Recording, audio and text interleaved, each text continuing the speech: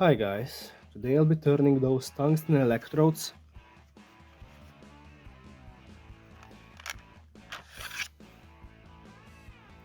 into tungsten carbide engraving tools.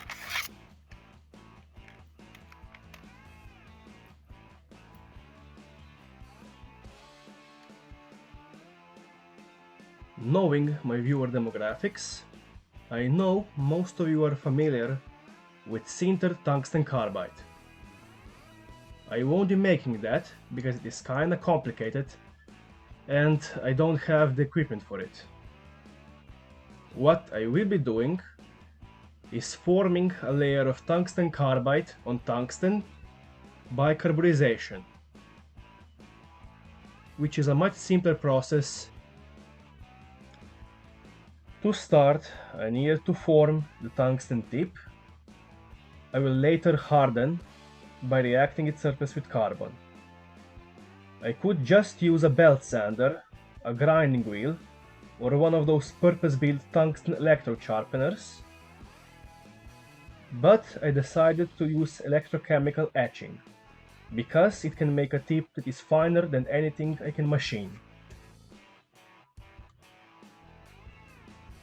It works by using electric current and an electrolyte solution to dissolve metal in a way that forms a nanometer scale point.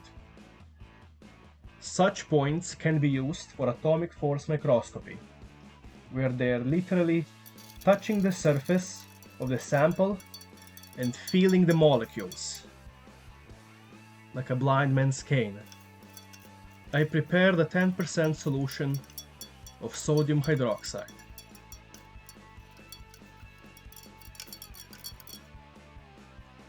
I connected two tungsten electrodes to a lab power supply and set it to 3 volts and as many amps as the cell would take. Only the anode needs to be tungsten because that's the electrode that gets dissolved.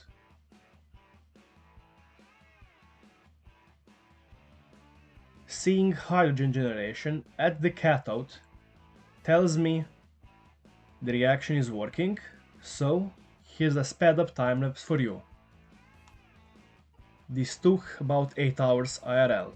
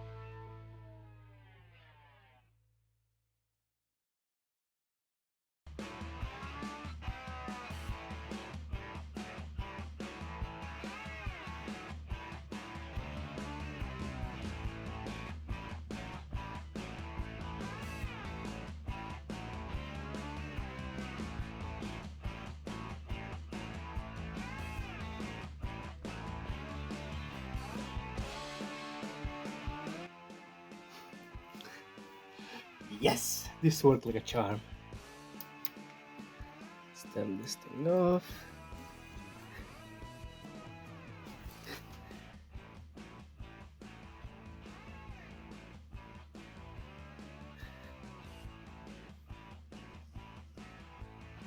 See this fine point?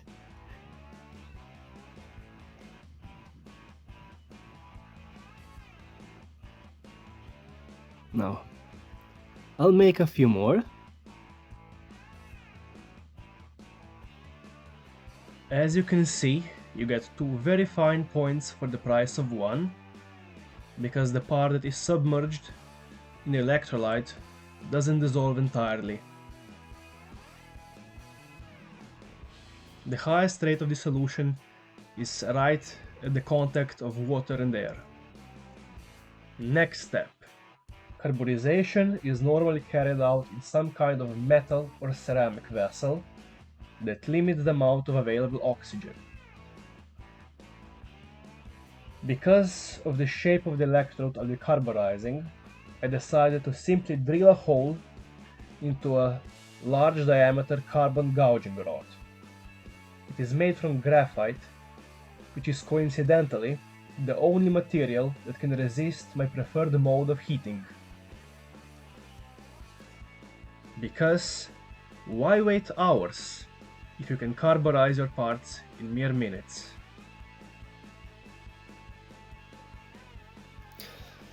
Just messing with ya.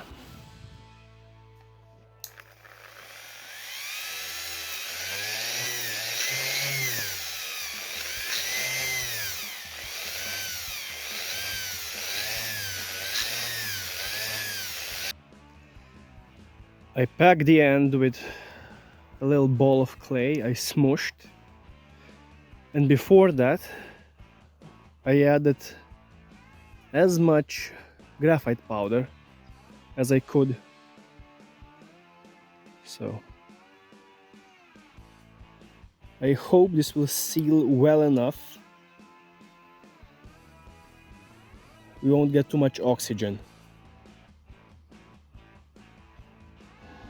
The idea is to heat the graphite casing to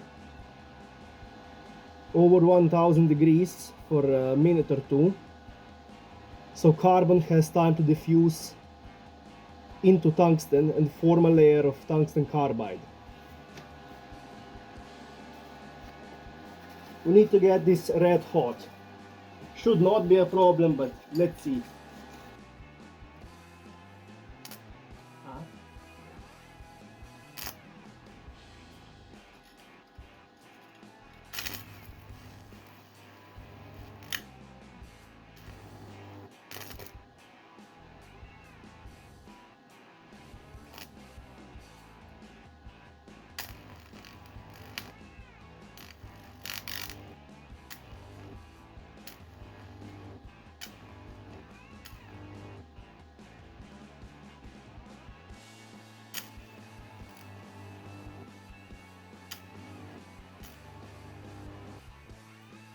Let's wait for this thing to cool down, and then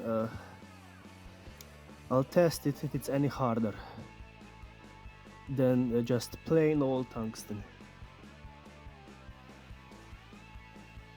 The tip survived, mostly.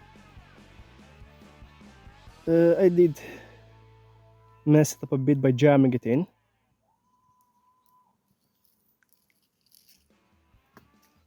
The dirt doesn't have enough quartz to vitrify, and there is a bit of thin film interference because tungsten oxidized. Now, I sure hope this dark layering here beneath the carbon is tungsten carbide, but we need to test it to know. Here I have a piece of jasper, which is a type of quartz that has 7 on Mohs hardness scale. As you can see, the pure tungsten control does not scratch it. Trying to scratch the rougher, less polished part of it leaves behind silvery discoloration because it is sanding the metal.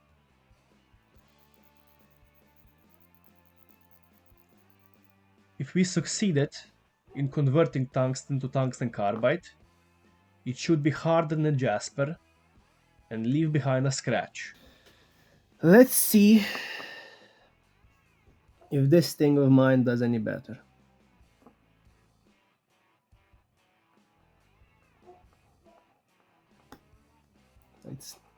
The tip snapped off. It didn't work, so I tried again.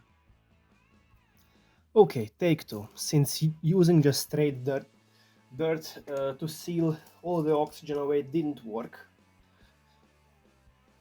well, it was an honest try. I'll use crushed glass this time.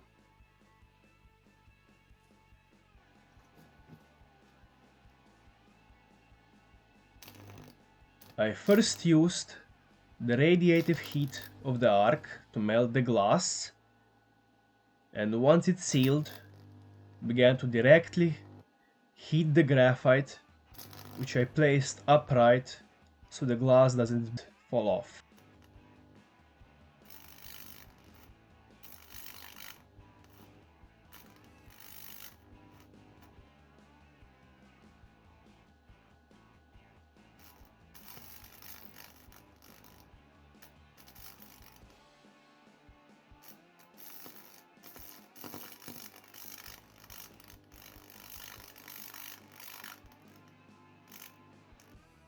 After 4 minutes of heating it with the arc, I let it to cool off and then later extracted the graphite.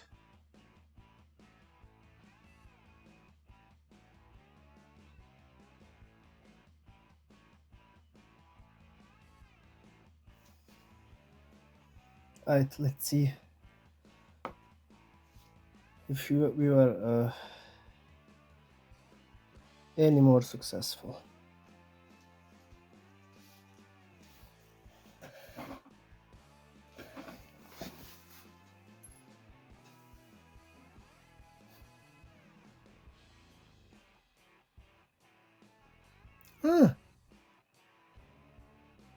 It bites. It doesn't skid off the surface. It bites a bit. I have indeed made tungsten carbide. Let's see if I can score it. But, as you're about to see, such engraving tool isn't most practical because the tip is quite brittle. I snapped off the tip, but it did cut this time. So yeah, it is possible to make tungsten carbide, but when it is not sintered, it is very brittle and will snap quite easily. I had initially planned to do a little carving with the tools I made, but they underperformed, so I had to replace them with a piece of alumina ceramic I pulled out of literal trash. It was a surge protector, I think, because it has similar hardness and it can be used the same way. So you're still getting video of me doing a rock carving on a level of mentally deficient Australopithecus. Thank you for watching, like, subscribe, and see you next time. For you who stayed until the end, here's a random cat pic to brighten your day.